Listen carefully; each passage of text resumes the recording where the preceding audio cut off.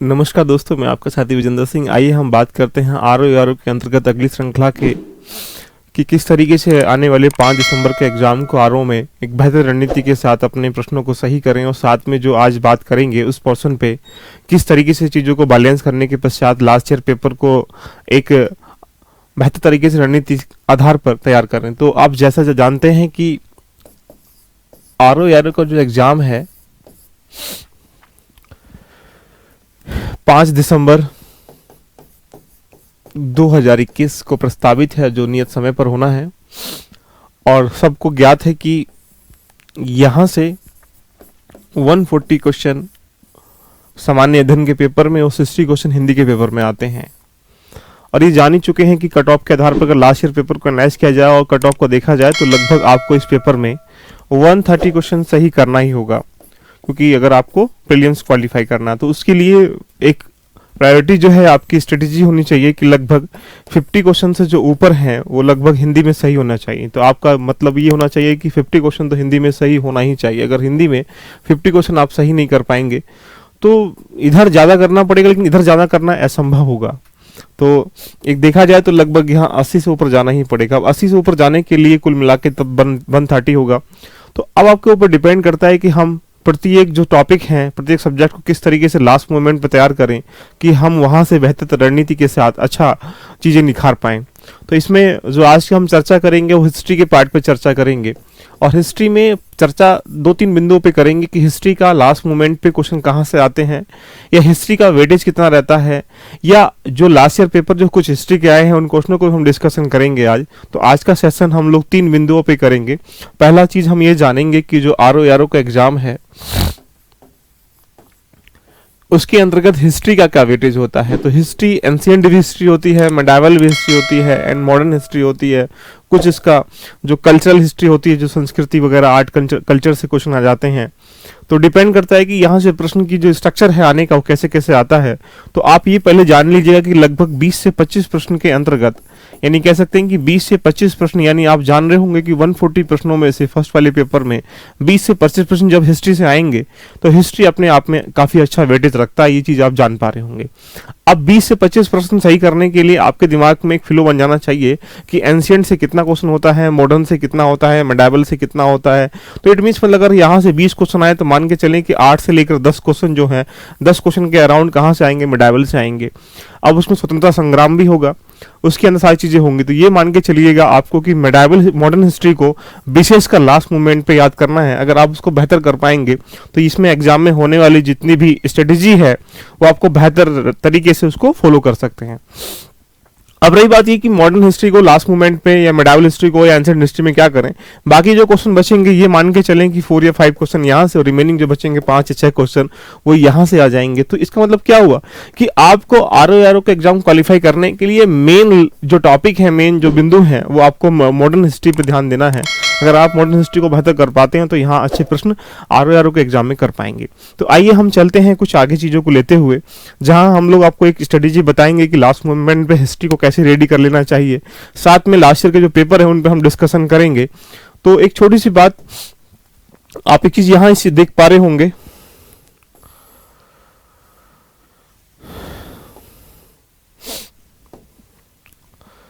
अगर आपको प्राचीन काल की हिस्ट्री को देखना है, एंशिएंट हिस्ट्री को देखना, तो वहां पे वैदिक सभ्यता को एक बार देख लीजिए। यहाँ से प्रश्न आने की जो भूमिका है वो ज्यादा रहती है।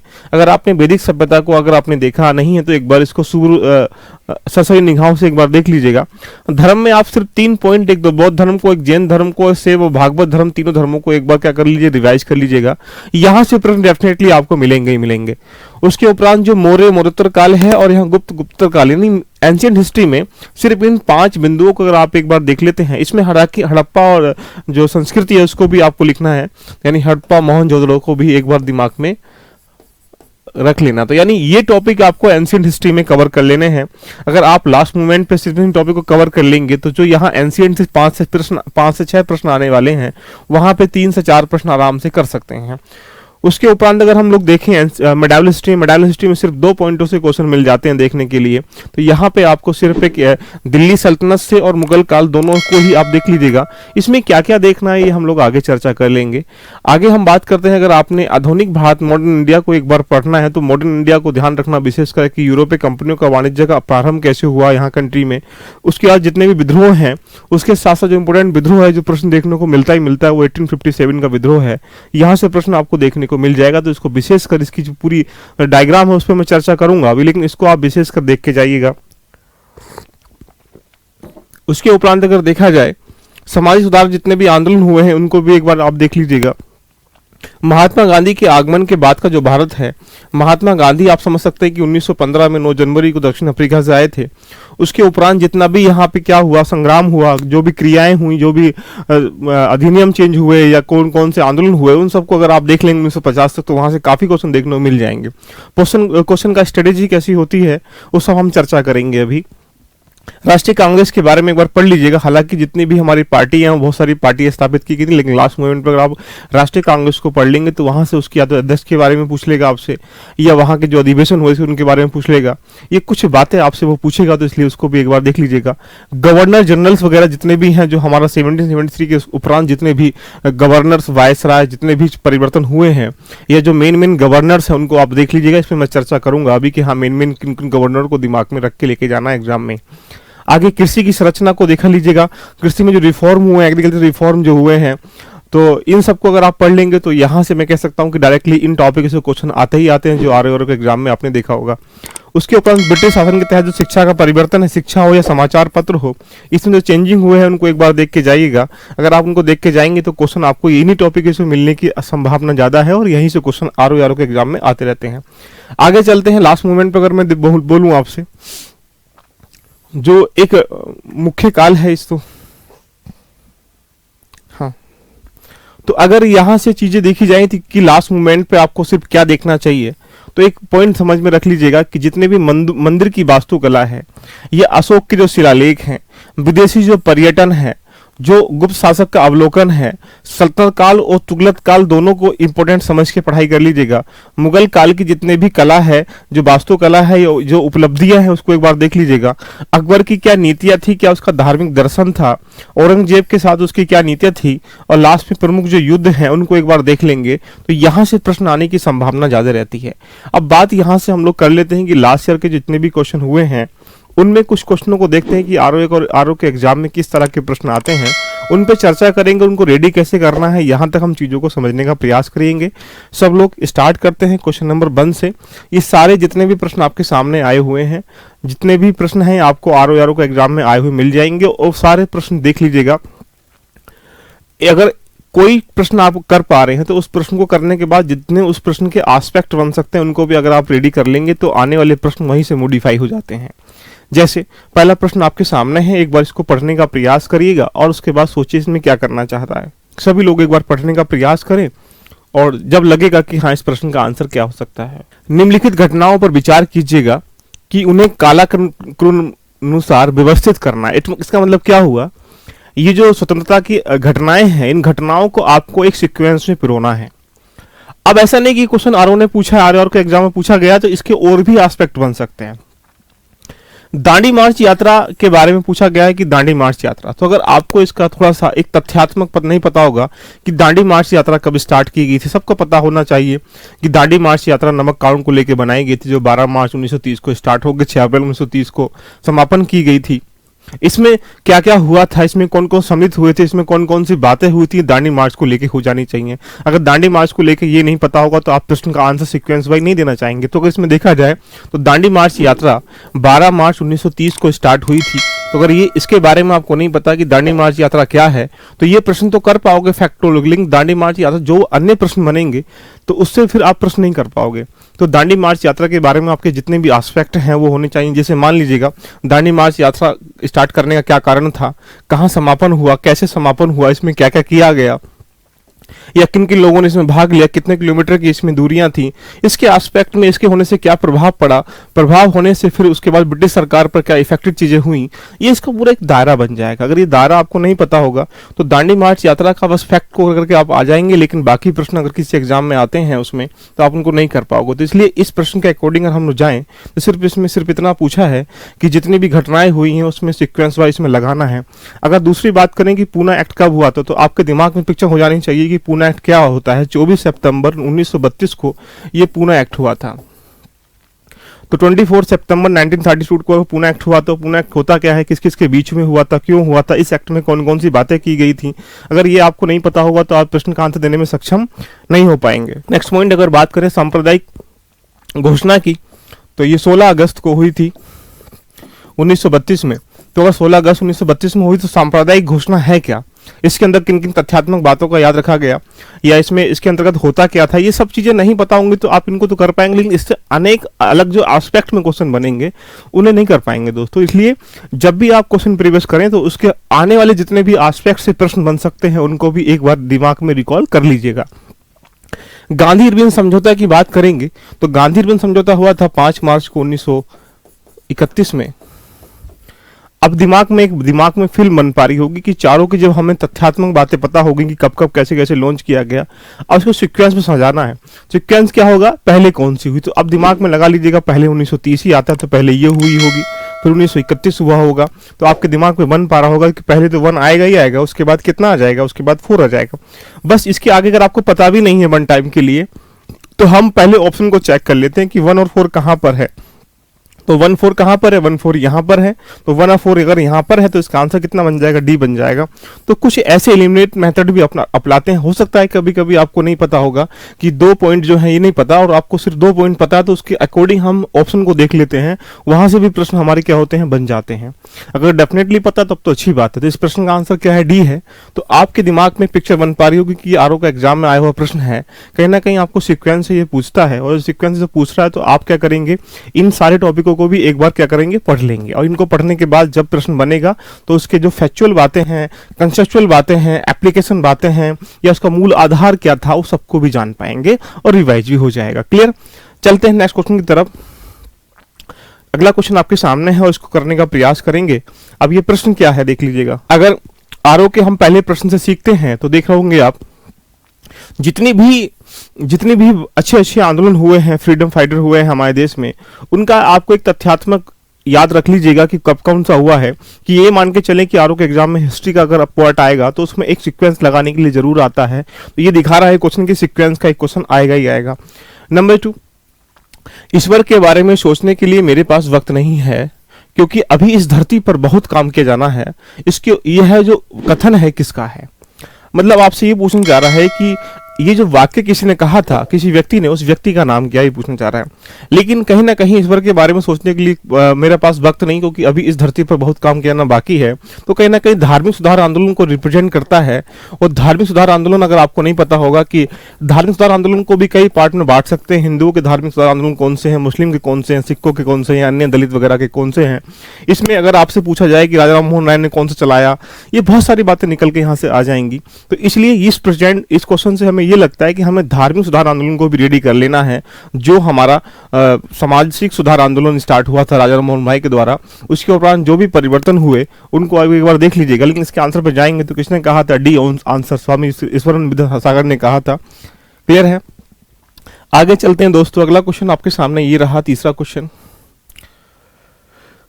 अब यहां से बात बन जाती है कि निम्नलिखित में से कालक्रम, जो वही है कि एक सीक्वेंस आपको सजाना है कि नीचे दिए गए कूट में सही उत्तर कौन सा है। मतलब जो नीचे सीक्वेंस है वो आपको बताना है कि कब कब कैसे कैसे किया गया। अब इसके बारे में आपको नहीं पता होगा कि कौन सी घटना पहले हुई, कौन सी घटना बाद में हुई, तो उन प्रश्न का आंसर नहीं दे पाएंगे। इस प्रश्न के आंसर की तरफ हम लोग चलें तो आपके दिमाग में फिल्म बन पा रही होगी। तो पहला क्वेश्चन ही मैंने कहा था कि जो गांधी इरविन समझौता है वो कब हुआ था, 1931 में हुआ था। 1931 में हुआ था। पूना समझौता भी बताया था, पूना एक्ट पैक्ट जिसे हम कहते हैं 1932 में कहा था, अभी 24 सितंबर को मैंने आपसे बताया था। उसके उपरांत बताएंगे पूर्ण राष्ट्रीय स्वतंत्रता दिवस की जो घोषणा की थी वो 1929 में की थी, लाहौर, वहां पे लाहौर से स्वामी जवाहरलाल नेहरू के द्वारा। सविनय अवज्ञा जो आंदोलन है वो 1930 में चलाया था।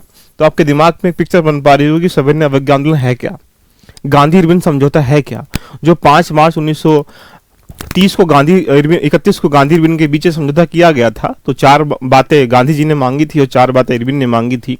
ये है क्या, इसमें कौन कौन सी बातें की, इसका किस किसने विरोध किया, ये सारा आपको नहीं पता होगा तो आप इसको तो कर पाएंगे बट इससे जो आने वाले सारे प्रश्न हैं उनको नहीं कर पाएंगे। अगर मैं इस पर चर्चा करूं गांधी इरविन समझौते के बारे में तो आप सोच लीजिएगा इसी पे मैं 1-2 घंटे की चर्चा करूंगा, लेकिन जब आपने अभी एग्जाम लास्ट टाइम में जा रहे हैं तो सिर्फ मैं इन क्वेश्चनों का रिवीजन आपको करा रहा हूं और आपको बता रहा हूं कि अभी इसके कौन कौन से एस्पेक्ट आपको रेडी हो जाने चाहिए। क्लियर? तो अगर इसके सीक्वेंस के अकॉर्डिंग देखें तो आप खुद देख पा रहे हो कि सविनय अवज्ञा आंदोलन जो है पहले हुआ था, बाकी एक स्वतंत्रता पहले हुआ था और उसके बाद पूना 1932 में हुआ था। तो इस सीक्वेंस को देखेंगे तो पहले 3 आ जाएगा। अब देखो अगर हमें पता है कि ये पहले हुआ है बाकी बाद में हुआ, हमें तिथि भी याद नहीं कंफर्म, तो आप खुद देख पा रहे होंगे कि हमने क्या किया, ऑप्शन को जब चेक किया तो पहले सीक्वेंस में 3 एक ही जगह आ रहा है, वो जगह किस पे आ रहा है, ए पे आ रहा है, हम ए को टिक करेंगे और निकल जाएंगे। तो पता है क्या, कभी कभी हम लोग जो ऑप्शन को चेक कर लेते हैं तो ऑप्शन को चेक करने के उपरांत हम उसके आंसर डायरेक्टली भी निकाल सकते हैं। ये आप प्रश्न के ऑप्शन से हम देख सकते हैं। क्वेश्चन नंबर नेक्स्ट पे हम लोग चलते हैं दोस्तों। क्वेश्चन नंबर नेक्स्ट जो आपके सामने अवेलेबल है वो भी यही दिया है कि क्या दिया है कि जो घटनाएं हैं, जो इवेंट हैं, उन घटनाओं में उनको व्यवस्थित करना है क्रम के आधार पर।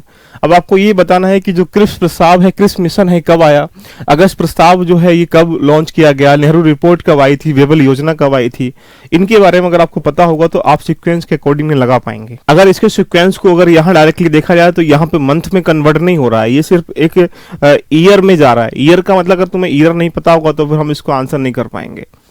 अब कैसे करना है, आपके दिमाग में फिल्म नुमा हो जानी चाहिए कि देखिए नेहरू रिपोर्ट कब आई थी। अगर नेहरू रिपोर्ट की बात करें या क्रिप्स प्रस्ताव की बात करें तो क्रिप्स प्रस्ताव आप देख पा रहे हो, क्रिप्स मिशन जिसे कह सकते हैं 1942 में आया था। अगर अगस्त प्रस्ताव की बात करें तो अगस्त प्रस्ताव जो है आप खुद इसको पता होगा कि जब लॉर्ड लिथगो ने अगस्त प्रस्ताव को पेश किया 1940 में किया था। नेहरू रिपोर्ट आप जानते हैं कि जब साइमन कमीशन, ये बहुत सारी घटनाएं हैं, जब साइमन कमीशन को हम लोगों ने इंप्लीमेंट नहीं होने दिया गया तो ब्रिटिश सरकार के द्वारा हमारे भारतीयों के समक्ष एक प्रस्ताव रखा गया कि ये आप क्या चाहते हैं वो हमें बताइएगा। तो तब जाके हम लोगों ने मोतीलाल नेहरू के द्वारा इस रिपोर्ट को पेश किया गया, वो 1928 में किया गया था। तो अगर 1928 में इस रिपोर्ट को पेश किया गया जिसका विरोध जिन्ना ने किया, इसलिए जिन्ना से फिर कहा कि आप बताइए क्या चाहते हैं, तो उसने फिर अपनी मांगों को पेश किया गया जिसको हम लोग 14 सूत्री मांग कहते हैं। तो एक पूरे फिल्म है, पूरी आधार है। अगर आपको एक सिस्टमेटिक वे नहीं पता होगा तो इस प्रश्नों के आंसर सीक्वेंस में नहीं जान पाएंगे। अब सीक्वेंस वाइज जानने के लिए आपको पूरी हिस्ट्री की पूरी कहानी को समझना पड़ेगा। वेबल योजना कब आई, 1945 में आई थी। तो अब आप बता दीजिएगा कि ये जो सीक्वेंस है, इस सीक्वेंस के आधार पर अगर हम जाएंगे तो इसका आंसर कौन सा आने वाला है आप देखना स्टार्ट करिएगा।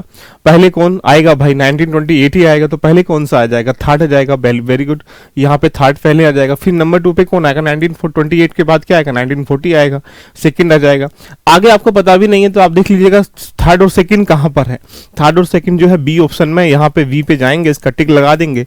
तो कुछ क्वेश्चन आप खुद देख पा रहे हैं कि लास्ट मोमेंट पे हम लोग जब एग्जाम हॉल में बैठे होते हैं तो अगर हमारे पास 1 या 2 ऑप्शन हमें पता होता है उसके बिहाफ से भी हम उसके आंसर निकाल सकते हैं। तो इसलिए विशेष ध्यान रखिएगा एग्जाम में बैठते समय कि जब आप प्रश्न कर रहे हो तो आपकी जो निगाहें हैं वो चारों तरफ घूमनी चाहिए। इसका मतलब चारों तरफ मतलब आसपास नहीं, उस पेपर के चारों तरफ कि हाँ ऑप्शन में भी क्या दिया गया है, प्रश्न में क्या मांगा गया है, उसके कथन स्टेटमेंट क्या दिए गए हैं। 1-2 अगर आपको पता उसके बिहाफ से हम उसके आंसर का टिक कर सकते हैं। राइट, क्वेश्चन नंबर नेक्स्ट चलते हैं हम लोग। क्वेश्चन नंबर नेक्स्ट पे क्वेश्चन 5 आपके सामने दिया गया है। क्वेश्चन 5 अब देख लीजिएगा, यहां से क्वेश्चन नंबर 5 जो है इसको करने का एक बार प्रयास करें और प्रयास करने का बताइए इसका आंसर क्या हो सकता है।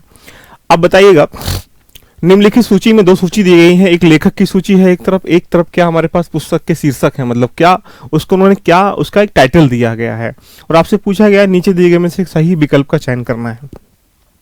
अब ये क्वेश्चन कहां से बनता है, क्वेश्चन की पहली भावना को समझिएगा। हमारे पास एक क्रांति हुई थी 1857 की। अब 1857 के जितने भी क्वेश्चन एस्पेक्ट बन सकते हैं भाई, होने के कौन कौन से कारण थे, क्रांति का उद्गम कहां से हुआ, कैसे हुआ क्रांति का उद्गम, कैसे समापन हुआ, उसके बाद कौन से ब्रिटिश प्रभाव पड़े या हमारी असफलताओं के कौन कौन से कारण थे, इसमें किस किस राइटरों ने कौन कौन सी पुस्तक लिखी, या कह सकते हैं कौन कौन से व्यक्ति ने कुछ कुछ वक्तत्व कहा गया होगा, कुछ मुख्य बातें कि गवर्नर्स कौन था, इस छोटी सी कहानी आपको दिमाग में हो जानी चाहिए। साथ में इसके इफेक्टिव चीजें से क्या ये पहला स्वतंत्रता संग्राम था या इसके बाद भी हुए या ये सबसे पहला था, इससे पहले भी कोई और हुए थे। तो एक जब तक आपके दिमाग में 1857 की क्रांति को लेके पूरा एक ओवरव्यू दिमाग में फिल्म नुमा आधार पर नहीं स्टेबल होगा तो क्या होगा, आप उससे आने वाले प्रश्नों को सभी तो नहीं कर पाएंगे, बस इतना जान पाएंगे जो आपने पढ़ा है उसको कर पाएंगे। अब ये चीजें कहाँ से आएंगी यार, नॉर्मली बात समझिएगा, कंसेप्ट समझने के लिए पूरा आधार स्टोरी पढ़नी पड़ती है। मान लो कि अगर मैंने आपको, दो व्यक्ति हैं, एक ये ए है एक बी है, अगर बी ने क्या करा, एक फिल्म को देखा है पूरी को, और फिल्म देखने के बाद, और इसने बी ने क्या किया है, इस बी व्यक्ति ने, ए ने पूरी फिल्म को देखा है और बी व्यक्ति ने क्या किया गया है, इस फिल्म को किसी से सुन लिया है, तथ्यात्मक बातें सुन ली हैं, कंसेप्ट को नहीं समझा है। तो जब एग्जाम हॉल में ए जाएगा और जब बी, दोनों जाएंगे एग्जाम हॉल में, ए भी जाएगा बी भी जाएगा, तो सोचो आप खुद अनुमान लगाइएगा कि सबसे अधिक प्रश्न करने की जो एक भूमिका होगी किसकी होगी, ए की होगी या बी की होगी, ए की ज्यादा होगी। क्यों? क्योंकि उसने पूरी फिल्म को एक बार सिस्टमेटिक तरीके से सजाया है। और लॉन्ग टाइम तो ऐसे ही जब हम चीज़ों को सजाते हैं दिमाग में, तो सजाने के बाद वो चीज़ें ऑटोमेटिकली दिमाग में स्टोर हो जाती हैं। तो इसीलिए जब भी आप किसी भी चीज़ को पढ़ें तो उसको पूरा एक सिस्टमेटिक तरीके दिमाग को दीजिएगा, क्योंकि दिमाग जो है उबड़ खाबड़ चीज़ों को एक्सेप्ट नहीं करता है, और जब उबड़ खाबड़ चीज़ों को एक्सेप्ट नहीं करेगा तो आप जो दे रहे हैं उसको अगर सिस्टमेटिक तरीके से देंगे तो आपको दिमाग में आराम से वो रख लेगा, और एग्जाम में जब आप बैठेंगे तो प्रश्न आराम से कर पाएंगे। इसके अकॉर्डिंग अगर प्रश्न की तरफ हम लोग जाते हैं, द वीडी सावरकर ने क्या लिखा है, 2 लिखा है, सेकंड लिखा है, तो यानी ए का जो है 2 हो जाएगा। B, RC. मजूमदार ने लिखा है the sponge military and revolt of India, यानी इसका 3rd हो जाएगा। और सी की बात करेंगे तो इसने लिखा है, आर.सी. चौधरी ने लिखा है, अशोक मेहता ने लिखा है the great rebellion. It means मतलब इसका जो ऑप्शन है तो डी का जो है वो पहला हो जाएगा, इसका 4 हो जाएगा, यानी 4 3 2 1 हो जाएगा, 2 3 4 1 हो जाएगा इसका आंसर। तो ये प्रश्न आप जब कर पाएंगे जब आपने 1857 की क्रांति के पूरे जितने भी एस्पेक्ट हैं उनको रेडी कर लिया गया होगा। आगे चलते हैं दोस्तों, अगला क्वेश्चन आपके सामने ये रहा, लिखिए। फिर वही आ रहा है, क्या कर रहा है, क्रम पूछ रहा है, ये प्रश्न ज्यादा पूछता है यूपी आरओ के एग्जाम में। तो बताइए सब लोग, अगर नेहरू रिपोर्ट की बात अगर यहां से फिर की गई है तो थोड़ी देर पहले मैंने आपको बताया था कि नेहरू रिपोर्ट 1928 में पेश की गई थी। गांधी इरविन समझौते के बारे में मैंने आपको बता ही दिया है कि गांधी इरविन समझौता कब हुआ था, 5 मार्च को हुआ था, 5 मार्च 1931 को हुआ था, 1931 को हुआ था। अब इसमें क्या बोल रहा है, सांप्रदायिक पहचान की बात कर रहा है। तो सांप्रदायिक पहचान आप समझ सकते हैं कि 16 अगस्त, थोड़ी देर पहले मैंने बताया था, 16 अगस्त 1932 को हुआ था। उसके बाद इसमें गोलमेज, द्वितीय गोलमेज की बात कर, द्वितीय गोलमेज जो सम्मेलन हुआ था वो आप सब जानते हैं कि 7 सितंबर से स्टार्ट हुआ था, 7 सितंबर से स्टार्ट हुआ था। अब उसके आधार पर 7 सितंबर 1932 से ही 31 से बात कर लेते हैं, 31 से। अब आपके दिमाग में पिक्चर नुमा बन पा रहा होगा कि हम इसे करना क्या है। आप सोचो कि इसमें पहला ऑप्शन क्या आएगा, दूसरा क्या आएगा, आप खुद देख लीजिएगा कि क्या है। सबसे पहले 1928 आएगा तो नेहरू रिपोर्ट चौथा ऑप्शन पहले आएगा, तो यानी कह सकते हैं ए का ऑप्शन जो है 4 आएगा। तो आप इसको खुद देख पा रहे होगे कि वैलिडेट कर पा रहे होगे कि अगर पहले 4 आएगा तो यानी 2 ऑप्शन जो पहले वाले खत्म हो जाएंगे, सिर्फ ये बचेंगे। आगे चलते हैं, नंबर 2 के बाद जो आएगा आप खुद देख लो कि 5 मार्च पहले आएगा या 7 सितंबर पहले आएगा। 5 मार्च 1931 पहले आएगा, तो यानी इसके बी का जो आंसर होगा वो कितना हो जाएगा, 1 हो जाएगा। 4 1 कहाँ पर है, डी पे है, टिक करेंगे, आगे बढ़ जाएंगे, बाकी को देखने की आवश्यकता भी हम लोगों को नहीं पड़ेगी। इससे ये महसूस होता है कि हम लोग क्या करें कि लास्ट ईयर पेपर को जो हम लोग कर लेते हैं उसके पूरे डायमेंशन। तो अब आपको बार बार लग रहा है कि गांधी इरविन समझौता, सांप्रदायिक पंचांट या द्वितीय गोलमेज सम्मेलन, नेहरू रिपोर्ट क्या क्या है, इसके बारे में एक बार पूरा पढ़ लीजिएगा, क्योंकि यहाँ से प्रश्न बनने की भूमिका अधिक है। अगला क्वेश्चन आपके सामने देख लीजिए क्या लिखा है।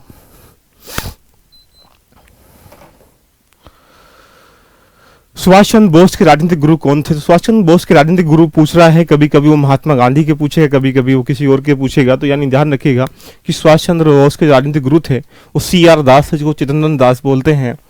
अब एक बात सोचिए, C.R. दास ने, आप बहुत थोड़ी बातें दिमाग में हो जानी चाहिए, C.R. दास ने मोतीलाल नेहरू ने मिलकर एक स्वराज पार्टी की भी स्थापना की थी। और स्वराज पार्टी की स्थापना कब की थी? 1923 में की थी। कहाँ की थी? इलाहाबाद में की थी। स्थापना करने का मूल कारण क्या था कि जब हमारे पास असहयोग आंदोलन चला था 1920 में, तो 1922 में जब चोरा चोरी कांड हुआ था गोरखपुर में, वहां पे गोरखपुर में, तो उसको हम लोगों ने क्या किया, वापस करना पड़ा। 5 फरवरी 1922 को जब कांड हुआ, तो ये सब कहानी पूरी अगर मैं बताऊंगा तो एक प्रश्न की पूरी हिस्ट्री बन जाएगी पूरी आपकी। लेकिन इस प्रश्न के आंसर के अकॉर्डिंग जाएंगे तो ये दिखा रहा है आपके सामने कि हमें जितने भी व्यक्ति हैं उनके आधार पर जो कर्तव्य बने हैं, कथन बने हैं, या उनके जो कुछ ऐसे वाक्य हैं उनको भी दिमाग में रखना है। एक प्रश्न यहाँ से वो पूछता है, क्योंकि मैंने प्रश्नों की श्रृंखला को ऐसे सजा के इसमें दिया है कि यहाँ से ऐसे ऐसे करके कि प्रश्न तो एग्जाम में आरओ के एग्जाम में आते ही हैं। तो इसलिए एक बार देख लीजिएगा कि हाँ कौन कौन से किसने वाक्य कैसे कैसे गए हैं, अगर ये आपको पता होगा तो आप आराम से कर पाएंगे। क्वेश्चन नंबर 8 की तरफ चलते हैं। क्वेश्चन नंबर 8 का आंसर सब लोग देने का प्रयास करेगा, मुझे लगता है कि सब लोग देख पाएंगे। ये क्या पूछा गया है, निम्नलिखित 2 सूची आपको दी गई हैं, उन सूचियों में आपको बताना है कि यहाँ से कि जो पांडिचेरी है, यहाँ पे जब यूरोपीय कंपनियों का आगमन हुआ तो कहाँ कहाँ उन लोगों ने अपना चीज़ें स्थापित की। स्थापित करने वाली चीज़ों को आपको पता होगा कि पहले कहाँ चीज़ें की, कहाँ की। अगर आप छोटी सी बात को देखा जाए तो सभी लोग बताने का प्रयास करेंगे कि इसका आंसर क्या हो सकता है। अगर पांडिचेरी की बात करेंगे तो पांडिचेरी के अंतर्गत किसने स्थापित की, ये चीज़ें दिमाग में बननी चाहिए। तो पांडिचेरी ने की थी यहाँ पे फ्रेंच के अंतर्गत। पुर्तगाली कहाँ, सॉरी गोवा के कौन आया था, पुर्तगाली आया था। टाउन किर कहाँ, डेनिस में डेन के आए थे। और लास्ट में जो मद्रास बचता है, मद्रास में डच आए, तो इसका मतलब बन जाता है कि जो ए का आंसर है तो पहले वाले का 2 हो जाएगा और बी दूसरे वाले का क्या हो जाएगा, यहाँ से 3 हो जाएगा और सी इसका 4 हो जाएगा और डी का आंसर क्या हो जाएगा 1। ऐसा करने से देखो, अगर हम लोग छोटी सी बात को समझो, अगर पहले पॉइंट की तरफ चले जाते हैं कि पहले वाले का आंसर सिर्फ 2 है और पहले वाले का आंसर अगर 2 है तो आप देख लीजिएगा कि पहले वाले ए का आंसर 2 कहाँ पर है। सिर्फ हमें एक ही ऑप्शन में मिल रहा है जिसको हम लोग ए कहते हैं। बिना कुछ करे हम इसका आंसर निकालने में सक्षम हो जाएंगे। तो यकीन कर लीजिएगा कि आप जब एग्जाम हॉल में बैठे हों तो अपनी सारी इंद्रियों को खोल के बैठिएगा कि आपको लगे कि हाँ, अगर एक पॉइंट से उसके आंसर आ रहा है तब भी उसका आंसर निकाल लेंगे। मान लो हर किसी इंसान को ये तो पता होता है कि गोवा में पुर्तगाली आए थे। अगर आप लोग हिस्ट्री पढ़े हुए हैं एक बार और एग्जाम देने जा रहे हैं तो भाई सोचो कि गोवा के अंतर्गत अगर पुर्तगाली आए थे तो ये आपको पता है, तो यानी 2 का आंसर 3 आना चाहिए। 2 का 3 कहाँ पर है, आप बी का 3 देख लीजिए कहाँ पर, एक ही ऑप्शन में है। टिक लगा के इसके अकॉर्डिंग भी भाग सकते हैं। तो यदि किसी को पांडिचेरी का पता तब भी निकाल लेंगे, किसी को हम लोग गोवा का पता तब भी निकाल लेंगे, किसी को मद्रास का पता हम फिर भी निकाल लेंगे। तो यानी इसका मतलब क्या हुआ, एग्जामिनर आपको एक वीक पॉइंट देता है, जब वीक पॉइंट को आपको पकड़ना है और वीक पॉइंट पकड़ने का उसके आंसर देने के लिए आपको उसमें टिक करना है। क्लियर।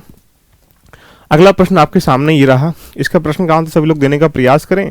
अगर आप देने का प्रयास करेंगे तो इसके आंसर बड़े आराम से निकाल पाएंगे। जैसे अगर देखें कि 2 सूची दी है, अब ये भी आंसर कहां से आ रहा है, देखो 1857 की क्रांति से आ रहा है प्रश्न भी। और 1857 क्रांति से क्या पूछ रहा है, जहां जहां जिसने प्रतिनिधित्व करा उनके बारे में वो पूछना चाह रहा है आपसे।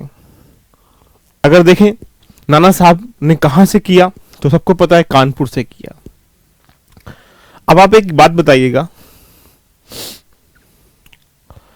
अगर इस प्रश्न के अकॉर्डिंग जाना चाहें हम लोग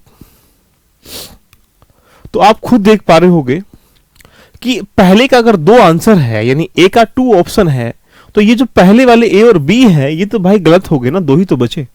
तो ऐसा करने से हमारे ऑप्शन की जो लेवल है वो भी डिफाइन हो जाता है कि इसके आंसर ये है, ये हो सकता है। 2 में हम 50-50 गेम खेल लेते हैं। क्लियर। आगे चलते हैं। उसके बाद नाना हामिद खान कहाँ से थे, ये दिल्ली से थे। और उसके बाद मनीराम कहाँ से थे, ये असम से ही थे। और मोहम्मद अहमद उल्ला कहाँ से थे, लखनऊ से थे। तो इसका मतलब क्या हुआ, इसका जो ऑप्शन बनेगा ए बी सी डी, ए का आंसर 2 हो गया और दूसरे का पहला हो गया और तीसरे का तीसरा रहा, चौथे का चौथा रहा। यानी 2 1 3 कहाँ पर है, यानी डी ऑप्शन में है। इसके साथ चले जाएंगे, आपका आंसर बन जाएगा डी। तो ये क्या कर रहा है, 1857 की क्रांति में आपको पूरा एक बार रिवाइज कर लीजिएगा अगर ये नहीं पता है कि किसने किसने कहाँ से किया। अगर आपसे पूछे जगदीशपुर से किसने किया, लखनऊ से किसने किया, इलाहाबाद से किसने किया, है ना, दिल्ली से किसने किया, मेरठ से किसने किया, ग्वालियर से किसने किया, है ना, ये कुछ ऐसे हैं जहाँ 1857 क्रांति हुई थी, उन लोगों ने वहाँ से प्रतिनिधित्व किया था और अपनी लड़ाई अंग्रेजों के खिलाफ लड़ी थी। आगे चलते हैं। अगस्त 1925 में सेंट्रल लेजिस्लेटिव असेंबली का अध्यक्ष निम्नलिखित में से किसे बनाया गया था। तो यहाँ से इस प्रश्न के अकॉर्डिंग अगर देखा जाए तो ये आपको डिनोट करता है कि आपको ये भी एक दिमाग में रख लेना है कि जितनी भी हमारी जो संस्थाएं हुई थी उस समय आज़ादी के समय, उन संस्थाओं के अध्यक्ष कौन कौन थे, संस्थापक कौन से या उसके जो स्थापनाकर्ता कौन थे, ये आपको दिमाग में एक बार रख लेना है। तो इसका आंसर जाएंगे 25 के अंतर्गत जो है बिट्ठल लाल भाई को क्या बनाया गया था, सेंट्रल असेंबली का एक अध्यक्ष बनाया गया था। अगर ये आपको नहीं पता तो इस प्रश्न को करने में आप सक्षम नहीं होंगे। जितनी भी संस्थाएं हैं, ये इंडियन रिपब्लिक एसोसिएशन है, चाहे वो किसानों की सभा हो, चाहे वो स्वतंत्रता की संघ सभा हो, उसके भी एक बार दिमाग में रख लेना है। आगे चलते हैं। निम्नलिखित में से कौन सा राष्ट्रीय कांग्रेस की प्रथम महिला अध्यक्ष थी। नॉर्मली बात है, निम्नलिखित में भारतीय राष्ट्रीय कांग्रेस की प्रथम महिला अध्यक्ष थी। देखिए छोटी सी बात, भारतीय राष्ट्रीय कांग्रेस की प्रथम महिला, प्रथम भारतीय नहीं पूछ रहा है यहाँ पे क्वेश्चन, वो घुमा लेता है। तो मैंने भी थोड़ी देर पहले बताया था कि राष्ट्रीय कांग्रेस को एक बार पढ़ लीजिएगा। अगर राष्ट्रीय कांग्रेस को एक बार आप पढ़ लेंगे तो आपके दिमाग में पिक्चर नुमा चीजें बन जाएंगी। क्यों? क्योंकि आपको लगता है जितने भी राष्ट्रीय कांग्रेस अधिवेशन हुए थे उसमें कहीं ना कहीं अध्यक्ष अपॉइंट किए जाते थे। ऐसी कौन सी जगह है जहां पे अधिवेशन जो है चुनाव के तहत किया गया, या पहली महिला कौन बनी, या पहली भारतीय महिला कौन बनी, ये सब चीजें दिमाग में आज आपके हो जानी चाहिए। तो ये सब नॉर्मली बातें हैं कि एनी बेसेंट को पहली महिला कांग्रेस अध्यक्ष बनाया गया था। अगर वो भारतीय महिला होती तो सरोजिनी नायडू, इस पे हम लोग टिक कर लेते। ऐसे ऑप्शनों को अब लोग कंक्लूजन मतलब कह सकते हैं कि अब बात ना हो। अगला क्वेश्चन आपके सामने ये रहा, एक बार देखने का प्रयास करें। निम्नलिखित सूची में से 2 सूची आपको दी गई। देखो ये भी किससे प्रश्न आ रहा है, आपके दिमाग में पिक्चर हो जानी चाहिए। ये भी भारतीय राष्ट्रीय कांग्रेस से प्रश्न आ रहा है। अब भारतीय राष्ट्रीय कांग्रेस से अगर प्रश्न आ रहा है, भारतीय राष्ट्रीय कांग्रेस से प्रश्न अगर आ रहा है तो उसके पूरे जितने भी अधिवेशन या अध्यक्षता किसने कहाँ कैसे की, वो दिमाग में मेन भले होने चाहिए। जैसे अब यहाँ बात करेंगे, अब्दुल कलाम आजाद को बनाया गया था राष्ट्रीय कांग्रेस के स्थान पर, कहाँ किया था? तो उन्होंने रामगढ़ में किया था। रामगढ़ में 1948 में क्या किया, उन्होंने अध्यक्षता की थी। और 1940 के बाद सेकेंड वर्ल्ड वॉर होने के कारण और दूसरी आज़ादी का तरफ बढ़ने के कारण हमारे यहाँ अधिवेशन नहीं हो पाए थे। लंबे समय से तक जो रहने वाले अध्यक्ष है कांग्रेस के वो यही है। तो ऐसे प्रश्न भी वो लगातार बनाता रहेगा आपसे। तो अगर इसका पहले का 4 ऑप्शन आ चुका है तो बिना कुछ करे आपके दिमाग में एक पिक्चर बन पा रही होगी। पिक्चर क्या बन पा रही होगी? थोड़ी देर पहले मैंने आपको सरोजिनी नायडू के बारे में बताया था कि वो कानपुर में 1925 में बनाई गई थी। तो अगर इसके अकॉर्डिंग हम लोग जाना चाहें तो एक बात सोचो, अगर पहले का 4th ऑप्शन आ चुका है तो इन चारों में 4th ऑप्शन कहां पर है? डी में। डी को टिक करेंगे, आगे बढ़ जाएंगे। तो ऐसे ऐसे भी हम चीजों को एलिमिनेट कर सकते हैं कि आंसर देते समय कि हाँ हमें किन किन चीजों का ध्यान रखना है एग्जाम हॉल में, वो आपके कंठस्थ तरीके दिमाग में फिट होनी चाहिए। तो अगर इसका आंसर देखना चाहेंगे तो यानी कितना हो चुका है? 4। यानी रामगढ़ में इनको बनाया गया था। नंबर 3 सरोजिनी नायडू कानपुर में रही थी और मोतीलाल नेहरू जो है अमृतसर में, और राजेंद्र प्रसाद आप समझ सकते हैं बम्बई में बनाए गए थे। तो यानी ये अधिवेशन से प्रश्न है, ये आपके दिमाग में हो जाना चाहिए। अगला प्रश्न आपके सामने यह है, निम्नलिखित में से किसने सर्वप्रथम भारत में एक पृथक मुस्लिम राष्ट्र की क्या किया था? प्रस्ताव रखा था। अब यहां से प्रश्न बन रहा है कि पहली बार ऐसा कौन सा व्यक्ति है जिसने प्रथम मुस्लिम राष्ट्र के बनाने का प्रस्ताव रखा था? तो आप बड़े आराम से जानते हैं, जो मोहम्मद इकबाल है। इसने 1930 में एक मुस्लिम राष्ट्र बनाने का एक प्रस्ताव रखा था। बाकी अगर घोषणा किसने करी, मांग किसने करी, ये बहुत सारी बातें, या जो पाक शब्द है उसको किसने बनाया, लियाकत अली, ये सब जानते हैं। और नहीं जानते हैं तो एक बार पूरा मुस्लिम लीग को पूरा पढ़ना पड़ेगा। मैंने आपको बता चुका हूं कि कहीं ना कहीं आपको जितनी भी राष्ट्रीय पार्टियां हुई हैं, संस्थाएं हुई हैं, उनकी क्रियाओं को एक बार देखना पड़ेगा, जो 1915 के उपरांत 1947 या 48 के अंतर्गत समाहित हुई हैं। अगर वो आपको नहीं पता है कि कौन कौन से अधिनियम आए हैं इसमें, कौन कौन से आंदोलन हुए हैं, कौन कौन सी संस्थाएं बनी हैं, उनके अध्यक्ष क्या थे, तो आप मॉडर्न इंडिया के जितने भी प्रश्न आएंगे आरों में से उससे हाथ धो बैठेंगे। तो इसका आंसर क्या बन जाएगा? मोहम्मद इकबाल ने 1930 में एक प्रस्ताव रखा था जिसमें एक मुस्लिम राष्ट्र की घोषणा की थी। क्वेश्चन नेक्स्ट आपके सामने है, ये देखने का प्रयास करिएगा। अब इसमें क्या बोल रहा है, इनमें से किसे दी ग्रेट ओल्ड मैन कहा जाता है? अब ये कुछ बहुत सारे कहावत हैं। जैसे अब तुमसे कोई पूछा जाए कि महात्मा गांधी को महात्मा की उपाधि कब दी थी, तो महात्मा की उपाधि कब दी गई थी? सब जानते हैं कि यहाँ से जिसने हिस्ट्री को पढ़ा होगा तो महात्मा की उपाधि को रविन्द्रनाथ टैगोर ने, जब चंपारण में पहला उनका सत्याग्रह हुआ था। अब चंपारण सत्याग्रह हुआ क्यों था, उसके क्या कारण थे, कारण होने के बाद सफलता मिली, उसमें किस किसने भाग लिया, उसका मूल आधार क्या बना था, ये पूरे एस्पेक्ट आपको हिस्ट्री में किसी भी पॉइंट को लेके होने चाहिए। तो यहाँ से ऐसे ही उसने पूछा है, ध्यान रखना कि इनमें से किसी दी गिल्ड ओल्ड मैन ऑफ के नाम से जाना जाता है। तो ये सब अब नॉर्मली बातें हैं कि किसे कहा जाता है। अगर ये भी आपको नहीं पता तो आप एग्जाम देने जा रहे हैं तो कहीं ना कहीं अपनी ज्ञान जो आपने पढ़ाई करी है उसमें कुछ छोड़ चुके हो, तो इसका आंसर क्या बन जाएगा? दादा भाई नौरोजी बन जाएगा। आगे हम लोग बात करते हैं क्वेश्चन नंबर 15 की। शारदा अधिनियम एक्ट में लड़कों की जो उम्र है वो कितना रखी गई थी, पूछा गया है। तो मैंने भी थोड़ी देर पहले बताया था कि आपको जितने भी अधिनियम हुए हैं ब्रिटिश सरकार के द्वारा, उनको एक बार सरसरी निगाहों से देख लेना है कि कभी कोई किस अधिनियम में क्या पूछ ले। मान लो 1833 में क्या हुआ, 1909 में क्या हुआ, 1919 में क्या हुआ, 1935 में क्या हुआ, 1862 में क्या हुआ, 1892 में क्या हुआ। ये सारी बातें अगर आपको नहीं पता होगा तो एक प्रश्न यहाँ से आने वाला है, तो उससे आप वंचित रह पाएंगे। इस प्रश्न के अकॉर्डिंग अगर प्रश्न पे जाते हैं तो क्या लिखा है उसने कि शारदा जो अधिनियम है तो अब दिमाग में बन रहा है कि शारदा अधिनियम एक विवाह को लेके आया था, उसमें कहीं ना कहीं न्यूनतम आयु को निर्धारित किया था, उसमें लड़का लड़कियों की उम्र निर्धारित की, तो लड़कियों की कितनी होनी चाहिए, लड़कों की कितनी होनी चाहिए, ये उसमें डिपेंड करता है। तो 1929 में एक शारदा एक्ट आया था जिसमें विवाह को लेकर एक प्रस्ताव रखा था। उस अधिनियम के अंतर्गत जो लड़कियों की जो उम्र थी, ये आपको पता होना चाहिए, एग्जाम में सब पूछा गया प्रश्न है, तो 14 वर्ष 18 वर्ष होनी चाहिए। तो ऐसे प्रश्नों को अधिनियम के माध्यम से आप दिमाग में रख लीजिएगा, अगर आप उनको रख पाएंगे तो सारे प्रश्न देने में सक्षम हो पाएंगे। चलिए दोस्तों आगे चलते हैं क्वेश्चन नंबर 15 की तरफ। देखिए क्वेश्चन आपके सामने फिर कहां से आ चुका है, आप इस चीज को देख पा रहे होंगे।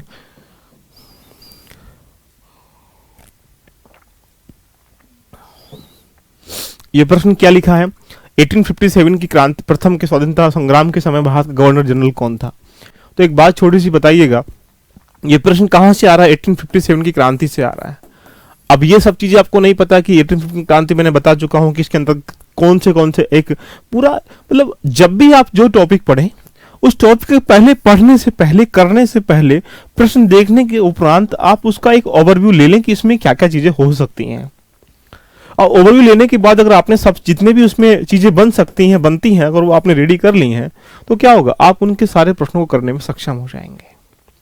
तो मैं आपसे यही बोलना चाह रहा हूं कि यहां से गवर्नर जनरल कौन था, तो आप सबको पता है कि लॉर्ड कैनिंग, उस समय जब क्रांति हुई थी उसमें लॉर्ड कैनिंग जो है गवर्नर जनरल थे, उन्होंने ही पूरी क्रांति का एक पूरा रूबरू देखा और किया। फिर लास्ट में 1858 में इलाहाबाद के अंतर्गत एक सम्मेलन हुआ था जिसको हम लोगों ने बहुत भव्य सम्मेलन किया, उसमें फिर चीज़ें चेंज कर दिया दिल्ली में, उसमें हम लोग वायसराय कन्वर्ट कर दिया। तो गवर्नर जनरल भी वही कहलाएगा और वायसराय भी यही कहलाएगा। ये दिमाग में रखने वाली चीज़ें हैं। तो यहाँ से जो प्रश्न बन रहा है वो किससे बन रहा है, गवर्नर से बन रहा है। अगर आपने गवर्नर्स पूरे पढ़ रखे होंगे तो आप प्रश्न को करने में सक्षम हो जाएंगे। अगला प्रश्न, क्वेश्चन नंबर 17 क्या लिखा है देखने का प्रयास करें। राष्ट्रीय कांग्रेस का एकमात्र अधिवेशन जिसमें महात्मा गांधी ने क्या किया था, अध्यक्षता किया था, कुछ दिन के लिए किया था अध्यक्षता। तो पहला क्वेश्चन कई बार पूछा गया है, ये यूपीएससी तक के एग्जाम में पूछा गया है, ध्यान रखिएगा। तो अगर ऐसे प्रश्न, मैंने आपसे फिर बोल रहा हूँ कि जो कांग्रेस अधिवेशन की अध्यक्षता के प्रश्न हैं या मेन जो स्थान जहाँ जहाँ पे प्रश्न हुए हैं, कोलकाता में है ना, कोलकाता में, इलाहाबाद में, देन जितना भी मुंबई में अधिवेशन हुए हैं, कानपुर में, इन सबको याद कर लीजिएगा। तो गांधी जी ने सिर्फ एक बार अधिवेशन में अध्यक्षता किया था, जहां पे 1924 में बेलगांव कहाँ पड़ता है, कर्नाटक में पड़ता है। तो यहाँ पर उन्होंने एक अधिवेशन में अध्यक्षता किया था। तो उसके प्रश्न पूछा है कि इसका आंसर क्या बन जाएगा, सी बन जाएगा, इसका आंसर है। अब अधिवेशन में अध्यक्षता क्यों किया, इसके पीछे बहुत एक कंसेप्चुअल चीजें बन जाएंगी। जब 1920 में असहयोग आंदोलन चलाया गया था, तो 1922 में जब चोरी कांड होने के कारण 5 फरवरी को उसको वापस करना पड़ा, तो उसके करने के उपरांत इसमें स्वराज दल की स्थापना हम लोगों ने 1923 में कर डाली थी मोतीलाल नेहरू ने और सी आर दास के द्वारा। इसमें जो सी आर दास जो है इसमें अध्यक्ष थे और मोतीलाल नेहरू इसमें सचिव थे। उसके उपरांत जब गांधी को जेल में डाल दिया गया, तो उसके उपरांत छूटने के पश्चात फिर क्या किया, एक प्रस्ताव रखा गया कि स्वराज दल जो है वो कांग्रेस के अंतर्गत रह के ही चुनाव लड़ेगा। तो उसकी घोषणा करने के लिए गांधी ने खुद अध्यक्षता की थी। तो ऐसे पूरा एक व्यू बन जाता है। अगर ये व्यू इकट्ठा करना है तो आपको कंसेप्चुअल चीजें पढ़नी पड़ेंगी, बट अभी एग्जाम है, उसके लिए ये चीजें आपको पता होनी चाहिए, इसलिए एक बात कर लीजिएगा। आगे चलते हैं क्वेश्चन नंबर नेक्स्ट की तरफ। क्वेश्चन पूछ रहा है कि निम्नलिखित में से किसने महाराष्ट्र के अंतर्गत प्रार्थना समाज की स्थापना की थी। देखिए ये क्वेश्चन बड़ा अच्छा है और इसको याद रखना चाहिए। अब ये क्या है, ये प्रार्थना समाज की स्थापना किसने की थी, प्रार्थना समाज की स्थापना किसने की, कहाँ की, कैसे की, ये क्या था उसके अंतर्गत, ये पूरा एक कंसेप्ट नुमा हो जाना चाहिए।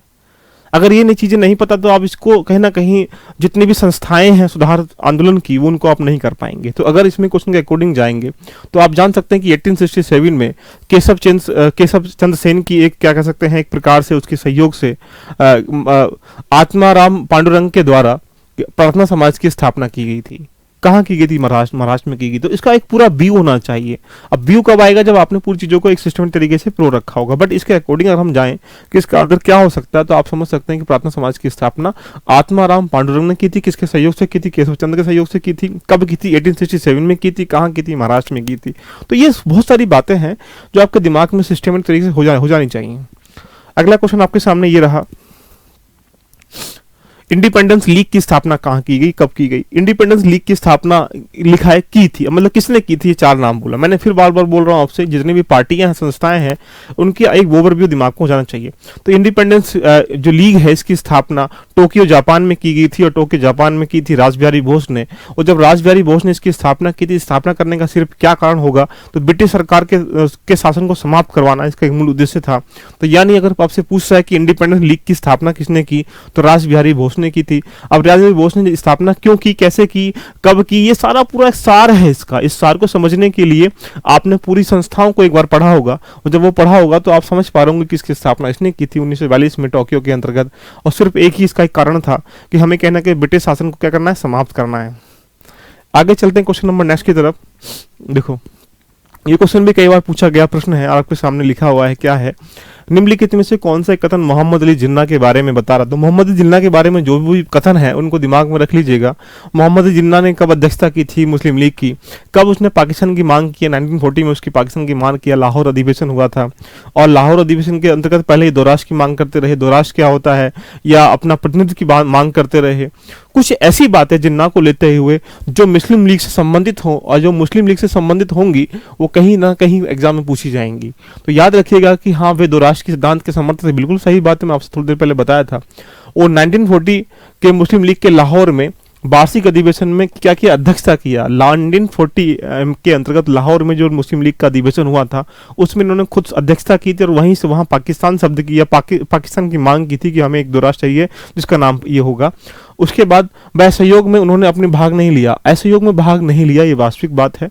उन्होंने बोला है लास्ट में, ये सदैव डायरी रखते थे, ये थोड़ा सा कथनात्मक वाक्य है, व्यक्तिगत वाक्य है, ये उसका एक एग्जैक्ट आंसर सही नहीं है कि हाँ सदैव डायरी रखते थे। एक वर्ड लिखा है डायरी रखते थे, लेकिन सदैव की जब वर्ड लिखा तो ये गलत बात है। तो यानी इसका आंसर क्या बन जाएगा, डी बन जाएगा।